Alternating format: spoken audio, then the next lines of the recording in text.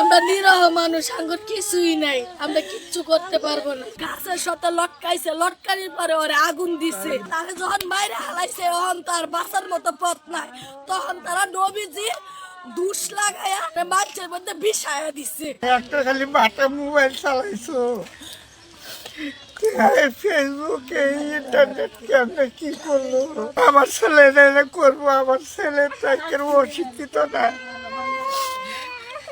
শিক্ষিত ছেলে মনে হয়। ময়মনসিংহের ভালুকায় যে মানুষটাকে ধর্মীয় কটূক্তির অভিযোগে গণপিটুনি দিয়ে গাছে ঝুলিয়ে পুড়িয়ে মারা হয়েছে তার নাম দীপু চন্দ্র দাস। পেশায় একজন পোশাক শ্রমিক। তার বাবা একজন শারীরিক অক্ষম মানুষ। কোনো একটা দুর্ঘটনায় বলা যায় তিনি প্যারালাইজড। অন্যের কাঁধে ভর করে তিনি দাঁড়িয়ে কাঁদছিলেন। ছেলে ছিল পরিবারের একমাত্র অবলম্বন। 1 বছরের একটি সন্তান আছে তার।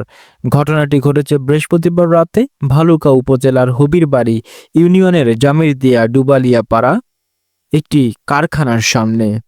নিহত দীপুচন্দ্র দাস ময়মনসিংহের তারাকান্দা উপজেলায় রবিচন্দ্র দাসের ছেলে এবং ওই কারখানার একজন শ্রমিক। পরিবারের দাবি তিনি বিএ পাস হওয়ায় কর্মকর্তার দায়িত্ব পালন করতেন। তাদের ধারণা গার্মেন্টসের কোনো এক কথা কাটাকাটির কারণে কিছু মানুষ ধর্মীয় কটূক্তির অভিযোগ আনেন এবং পরিবারের সদস্যদের সামনেই তাকে বিবস্ত্র করে পিটিয়ে গাছে ঝুলিয়ে পুড়িয়ে মারা হয়েছে।